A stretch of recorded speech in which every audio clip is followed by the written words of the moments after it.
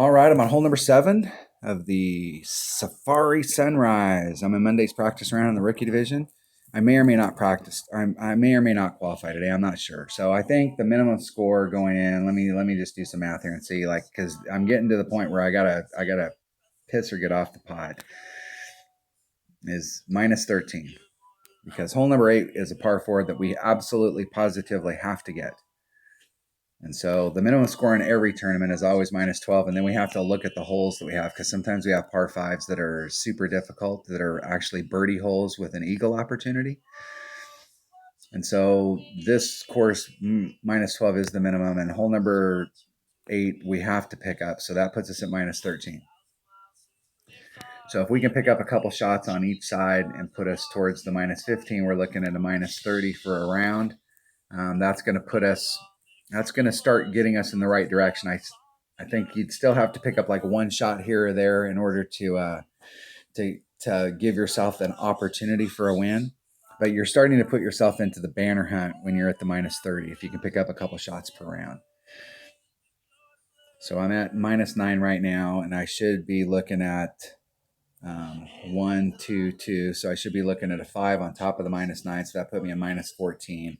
That's not the minus 15, but it's getting me in that direction. So if I may qualify today just because I have a really busy week and I may not have enough time to really kind of get into the rounds. I dropped hole number 3.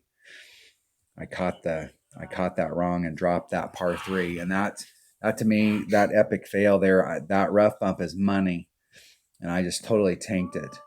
But if I have any more problems on that hole, you can bet money I'm going to bring out a backspin club, because I would rather see a minus 1 right, or a 1 right here, than that 0. Because par 3s will eat your par 3s are tournament ruiners. You miss a par 3 and you're in big trouble, especially if you're tagging the par 4s. Because par 4s in my mind are where we make our money, and par 3s, if you can get a hole in one on a par 3, that's a winning shot. But dropping a shot right there is not good. Not good. So let's go check out hole number 7. Let's go see what it looks like. And hole number 7 is I dinked around on this hole all week long. So there's kind of 3 ways you can go at this hole. You can do this shot from over here. This is 1. Here's 2. Here's 3. There is a ridge right here. I'm a bigger fan of hitting on this side of the ridge than on this side of the ridge.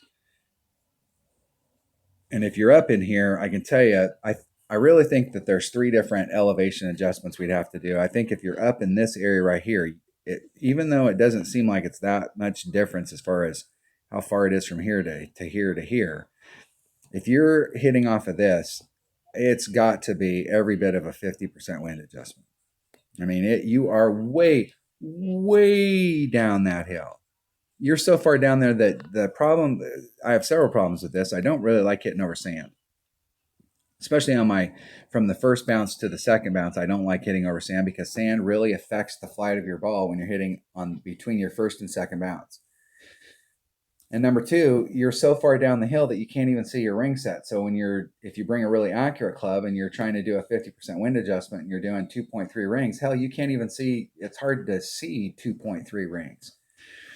So I think just it's going to be difficult to replicate shots, even if you get one in here, just because you're so far down the hill. If you really just want to get at the hole, you can come over here with a Guardian and a Quasar, and you can just bring it to the cup. Your chances of getting a hole in one are low, but you got a shot. I'm going to start down in this area right here. I'm going to practice these par 3s. Hopefully I won't epic fail again. I'm going to practice this shot down here. I'm going to bring a Goliath, and I'm going to bring, it's either going to be a Katana or a Kingmaker. And I want to bring a 3 side spin ball. That's the key here, 3 side spin. But I'm not sure if, because of how much topspin we have to put on to get to the cup, if we're gaining any advantage with a 3 side spin ball. But a 2 side spin ball will not get you around enough to the hole. With a 2 side spin ball, you're going to be coming out you're going to be going from here, and your ball guide's going to be going like this, and you're going to be high and a little short. And I'm hoping that a 3-side spin ball will get me more so that I can use my topspin to get me to the cup. But we shall see. Let's practice it. Hold on one second. All right, sorry about that.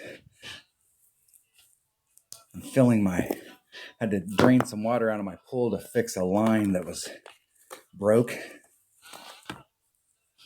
Now we're filling it back up, putting about 4,000 gallons of water back in it. Setting the pool up for the summer. It's starting to get a little warm. I have an indoor pool, so we can use it year round, but the pipe's been broke here for about a month.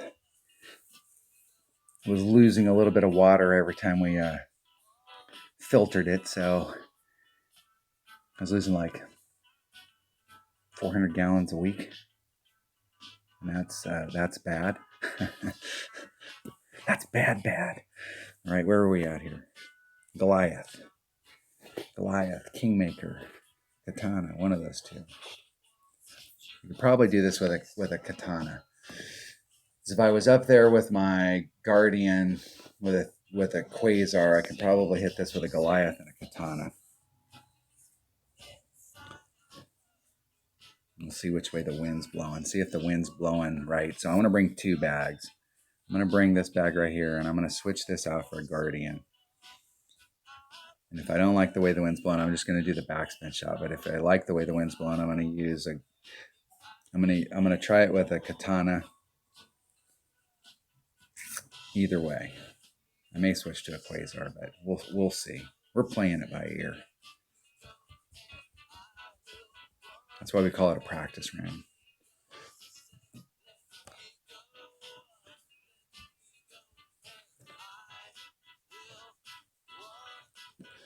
Off we go. Hopefully my opponent goes first. That way I can check out the wind and see what's going on.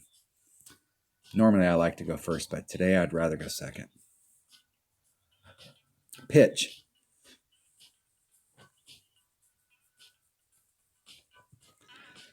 Of course, since I want to go second, I'll go first. Because normally I want to go first and I always go second. I go first, of course. Why would they? And that wind works. Where am I at my club? Okay, there's Max. There's Min. And we're way up towards Max.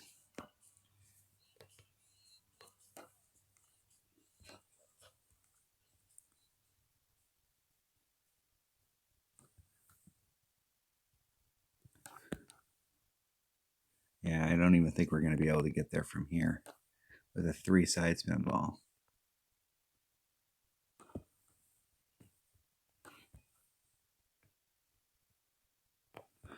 And 2-7. I'm just going to move it because I'm going to run out of time. I ran out of time. Oh, maybe today is a practice day.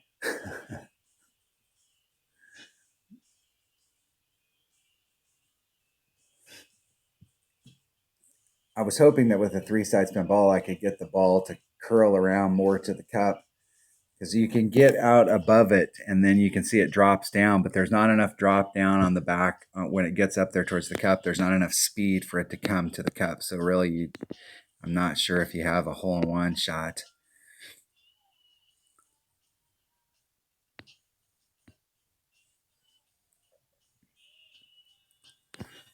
So let me do this. I'm going to do a 20% wind adjustment times.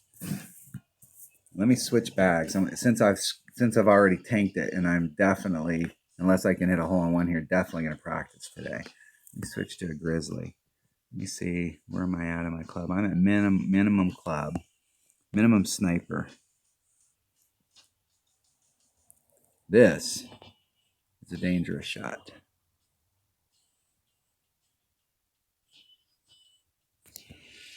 So it's 1.2 times 3 equals divided by 1.5. You get 2.4 ring pull. You're way the hell down in that hole.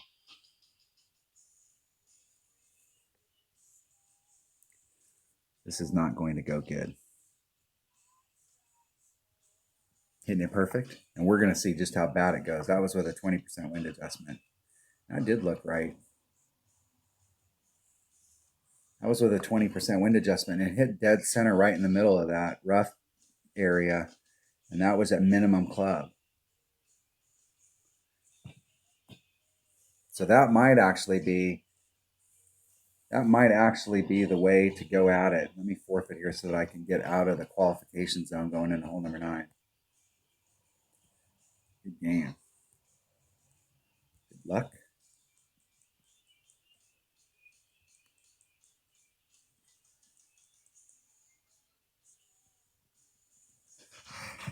And if I shoot a 10, where am I going to be at? They're obviously up, so that puts me at the bottom. So there's got to be one other person here that can go up. They're 5, 6, 7, 8, 9, 10. They're going to definitely be able to beat me if I come out here and get an eagle. If I get an albie, though, they got any albies? They didn't get any albies. They didn't get any albies. Maybe I'd go first and get an albie. I really want to go at it on hole number 9. Or actually, I'm on hole number 8, so I could still get 4, so that put me at 12. I could still end up qualifying today.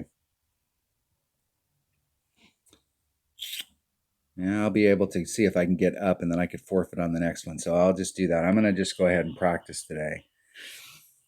Since I've tanked the par 3s, 2 of the par 3s, just trying to figure out what to do there. But that shot right there is dangerous as hell as it seemed. I hit dead center right in the middle of that rough area going straight forward. And I did try that shot during the practice round. I tried a bunch of different ways on these holes to see what the deal was. And I was kind of hoping that out here with a 3 side spin ball and a Goliath, I could get enough turn around to get to the hole, but it still was putting my trajectory like this where it was tailing off. And my experience here is that when it's tailing off like that, it doesn't have enough speed to get all the way to the cup. You can get super close, but it doesn't have enough speed to get to the cup. So you really have no chance for a hole-in-one, and this is pretty dangerous for no chance at a hole-in-one. If you're going to do no shot at a hole-in-one, bring out a Guardian and backspin it on from here. I really didn't like this shot over here. It's not my cup of tea. Just because I like the reasons I said earlier. But this shot right here, as dangerous as it was rolling out pretty true, and that was with a 20% wind adjustment down in that hole. And I did hit. I was dead center in the middle, and it was dead center in the middle. I'll have to go back and see what I did on the pool there to see if I actually did. I should have done a 2.4 ring adjustment with the wind that I had. If I added on 20% and I was at minimum club and I was counting 1.5 as minimum club, I should have done 2.4 rings. So I have to go back and see if I actually did 2.4 or if I did too much because I was running out of time. But if I did the 2.4 at 1.5 minimum club, I did hit dead center in the middle of that rough area. And that's kind of what I'm looking for. I'm not wanting to hit back or forward. I'm wanting to hit dead center, but there definitely was not very much room to hit great to the left or the right. So I'll have to go back and look at that video to see whether or not that's too damn dangerous. And if it is, I'm going to immediately go back to this shot and just get my birdie and move on to the next hole. But I'm still working these par 3s to see like what my options are, since I didn't work them when it came out in the summer major. All right, that's hole number 7 of the Safari Sunrise tournament. And Monday's what's now going to be practice round in the rookie division. Thanks for watching.